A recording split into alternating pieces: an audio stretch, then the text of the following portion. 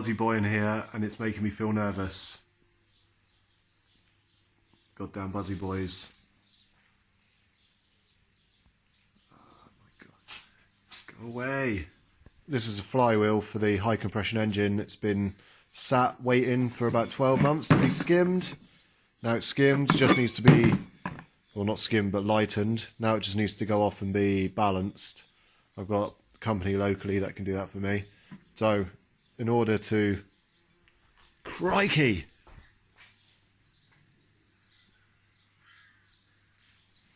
Jesus!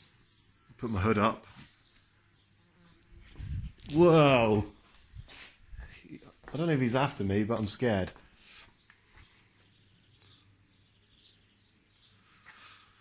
My God. Anyway, I'm going to try and persevere. So, in order to machine this, I had to make a mandrel. So basically this is a 1 litre Micra crank that I don't need, and it's quite rusty, so it'll probably never go again. So I chopped the end off, and that meant I could put it up in my free jaw and then clock it in with my clock. So clock that in, and then just to like blend this, I used a tool that I ground up, and then I used some of these 3M Rolox just to like smooth it out a bit.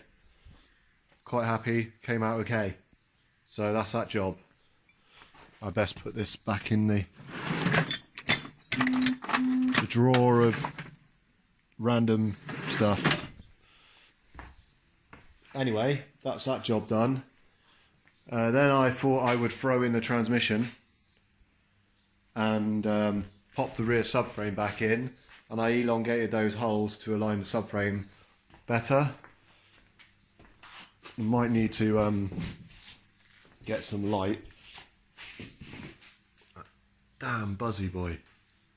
Anyway, I'm going to get the hubs and the lower arms off. I've made a drawing, kind of the lower arms. So it'll be kind of like that. Basically, I just wanted to figure out what material I need, what joints I need. I've got enough 3/4 sphericals, because I only need 2, and I've got 2 of them in pocket and 2, what's it called for them to go in? Oh my God, what are they called? Pockets? No. Sleeves? No. Spherical bearing cups. Cups. And I've got 4 M16s, but I need another 4. Sorry, I need 8 because I've got to make toe arms. So I've got 4, yeah, I need another 4. So I need 8 in total so I can make the toe arms. Anyway, that's that. I'm going to order some more joints and order some material to do that. I got some vinegar McCoys. Price of crisps these days, crikey. Yeah, so I'm going to get the lower arms off, get these uprights off so they can be cleaned and powder coated or painted. I'm going to swap these top poly bushes for spherical bearings as well. So everything then will be spherical bearinged. Oh, can you see what I can see? Prop spacer. Seems to be good. Anyway, I am going to get some light. There we go. Prop shaft and the spacer, and it's all connected up to the gearbox. All connects up nicely. And then if you want, you can, so I've got a little bit of welding to do up along here and this seam here, just going to stitch it, couple of like holes to fill, and then there's also some welding to do like in there and up there. This seam needs welding on this side. I've got to get rid of these bits, got rid of a bit of it already, and then flap disc that and make that look pretty. Probably cut off this end of the sill and make it flat, and weld that seam on this side of the tunnel, trim this edge, weld that seam. Most of these seams have already been welded from one side, but I want to weld them from both sides. then like this needs pushing down and welding to that tube. And you can see I'm probably about a 1/4 inch off, which is a bit of a shame, but meh, it's alright. It's got plenty of engagement, so we're good. I'm good to go with that. And then I'm looking at also converting to a multi-V, because I'm using an old V-belt, but the alternator I've got is fairly seized. I don't know if I can just swap the pulleys over, but it's worth a try. I just think that's the way to go. Wagwan, so I'm back here on the Micra. I got some more rose joints, so I think I've got all the joints and spherical bearings I need to do this rear end on here. This is like the concept to make a pocket like this. There'll be a hole drilled through there, and then there'll be a hole drilled down through there, and this will bolt down through there with a stack of spacers in there, and I'll be able to raise and lower this, which will alter the relationship between the toe arm and the lower control arm, which will alter my bump steer characteristics. It will enable me to dial in some toe in when the car squats, and enable me to ensure that there's no toe out at any point throughout the suspension travel. So the bolt hole that will be going through here will be the bolt hole that is going, or the bolt, sorry, that's going through here. So essentially what I'm going to do is I'm going to remove this half of the lower control arm pocket. So I'm going to cut this off and make a new pocket, probably out of that material there, because it's the right dimensions, within a few millimeters, couple of millimeters. And as you can see, I've sketched a couple of lines, so I'll either make a completely square 60mm wide pocket all the way, or on the RS200s that we've got at work, can't really see very well, but they're at an angle. Yeah, so on the RS200 there's probably 2 or 3 bolts that hold the pocket onto the rear chassis plate on an RS200. These are actually going to be welded and not bolted, so it's probably a waste of time doing this. Although I could do it top and bottom and then it will act like a gusset, a bit more strength. So what I think I need to do first is get the subframe off, drop the subframe, and then we can have a look and see where we are.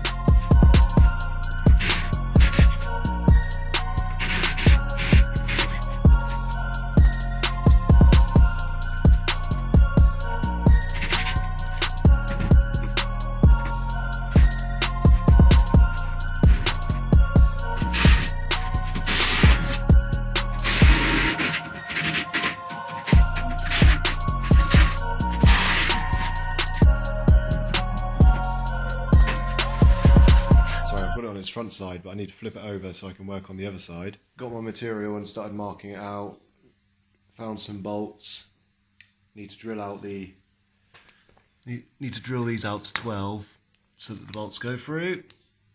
But yeah, I'm gonna flip this over, mark out and cut that out, and then we'll come back and I'll show you this before I start cutting, and I'll explain what I've done, rather than explaining too much detail what I'm going to do. So where I'm at right now, drilled the necessary holes, just eyeballed it in level like this.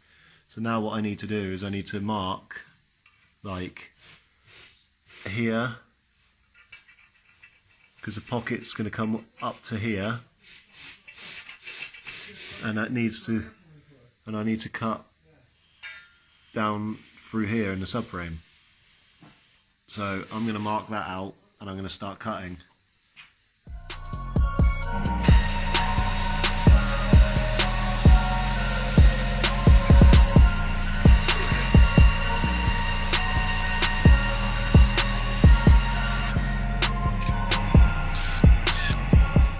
hours later, possibly, I'm not sure how many hours, I'm just ploughing into this, and I just laid down a tack, and I thought what I really should do is give a little bit of update on the video of where I'm at and what's going on. So let me get this out of the way. This is the side that I'm welding, and that side I basically just bolted it up so I could run a straight edge across there. You see that's bang on and bang on. This box section, when you cut it apart, it always, you know, tweaks in. So what I've done is I've made a 74, this is 80mm girt box, 3mm wall, so then 74mm spacer to keep that spacing correct. And then under here, I mean, I tried doing it like this with the top hat and the spacers, but I felt like I needed to spread the load a bit more, so I went ahead and spun up this spacer. Then it was too big to clear the rad down there, so I just knocked a bit more off of it. So yeah, this is tacked, clamped, bolted, lined up, fully ready to weld. So what I'm going to do is fully weld that on there, and then when I remove all the spacers and clamps, we'll see how it looks and what I need to do in terms of gusseting and strengthening to make it strong enough. Maybe it needs like a bit on the inside to close off this pocket. Maybe it needs a gusset running up through here, maybe. Be easier to show you on this side, maybe a gusset up here. I'm not entirely sure it's necessary. So I'm just going to weld this on, then I'll move on to the other side. This is the worst, putting your welding gloves on when your hands look like this, because then every time you put your welding gloves on, your hands end up looking like this.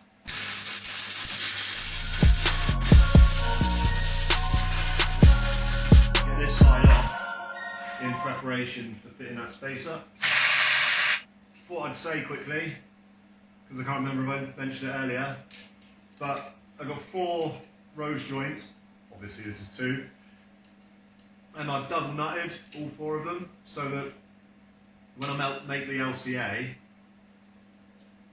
what I'll do is wind the nuts on as far as they'll go, and then wind them into the bosses, make the jig, make the arms in a jig, and then what I can do is I can remove that once the arms are made, and that's how much narrower or shorter I can make the arms. It's so that I can narrow the track accurately, and so that I know, to make it easier at the track side or whatever, I know that if I want to adjust this lower arm, wind it in until it's bottomed out, and then I count how many turns. Do that on both, you know, both rose joints on the LCA, and I know that I've accurately extended or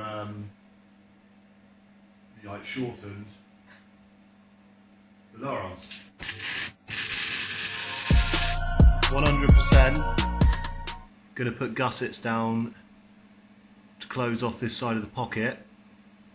Kind of wish I'd already decided I was going to do that, so I could do nice curved, you know, I could have curved this back piece to match.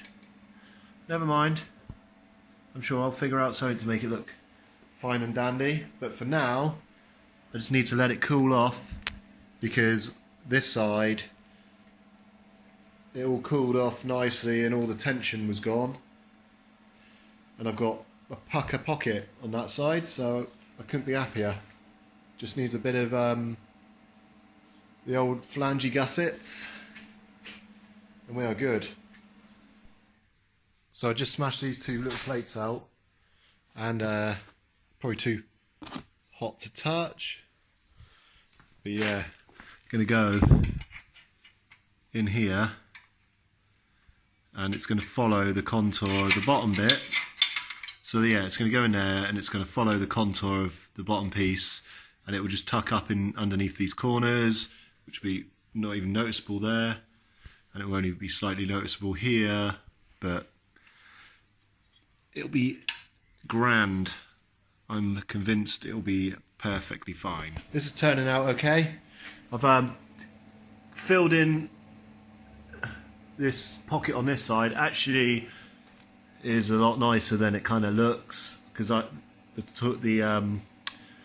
whirligig, what's we call it, spinny boy, abrasive boy, it's just made it look a bit rougher than it is. But yeah, that's that.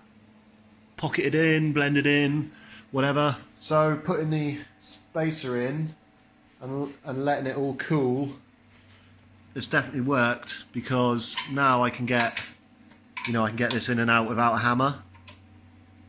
He says, yep, I can get that in and out without a hammer. So that's been a success, a great success. All I got left to do is this side. I mean, this is still red hot. I can just about hold it in my hand, so I'm going to pop this back in, and then I'm going to let it cool. And then I'm going to unbolt everything from this side, the spacers, and I'm going to finish up this side. So I think we're on to a winner here. I'm pretty psyched. I think I'm just not going to bother with the cleaning of it. I'm literally going to speak to the powder coating people and see if there's a baby blue colour that's similar to that, or a blue that's similar to that off the shelf. If I go for a custom colour, it's something stupid like 120 quid minimum for the dirtying of the nozzles and whatnot. So if you're going to go for a custom colour, it's always better to get a massive batch. Just get it all done in one hit. Anyway, I'm going to report back a little bit later. My plan was to finish this today and start making a jig. So we will see how we go, because it is already 7:15, and I don't really want to be doing this too late, because one would like a cider. Guys, I nearly left without giving you a final update. I'll most likely smash a video out with the footage I've got today and do another one tomorrow. But yeah, I started to make all the top hats misalignment spacer thingies that I need for all the rose joints. So as you can see, that's a 70mm wide pocket, that's a 50mm wide pocket, and then I've got the toe control pocket on the back there. Now this is going to get funky with the angles, so what I need to do really is get a wheel on and figure out how wide I can go before I come into clearance issues. So obviously the wider this comes out here, the less angle problem I'm going to have there. And then this, like, the ideal way to do it would be to have these straight.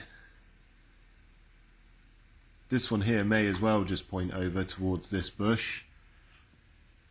And then this one needs to go all the way over to the same bush.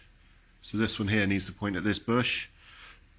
So what I'll probably do is have a straight section and then notch in with the tube across here to this bush. And then this one is just going to be a straight tubular arm, and I've messed up because I've bought, it doesn't matter because I'll use the rose joints, but I really should have bought left hand. So it's not going to hold me up too much, but I'm going to order a pair of left hands so that I can have lefty righty in situ adjustable business. So that's that. That's the subframe basically all done. All are blended in, welded the washers on there, and then on here I'm just going to use these bolts and these washers, probably going to change these bolts. I'm either going to have to thread it down or change them. But yeah, I'm going to weld the washers on all 4 of these washers, so it's no longer adjustable on the slots. Obviously I've got to make some like spacers and top hats to go in here, and then also I'm going to get rid of this bush and exchange it for a spherical, which is handy because the cup is the same size as the sleeve that the polybush goes in, so I literally just need to cut this out, modify the jig and get this in place of it. That's that for today. So gonna edit this video, and whether I'll get it finished tonight, maybe in the morning, but that'll be it, and I will see you tomorrow, or maybe the next day.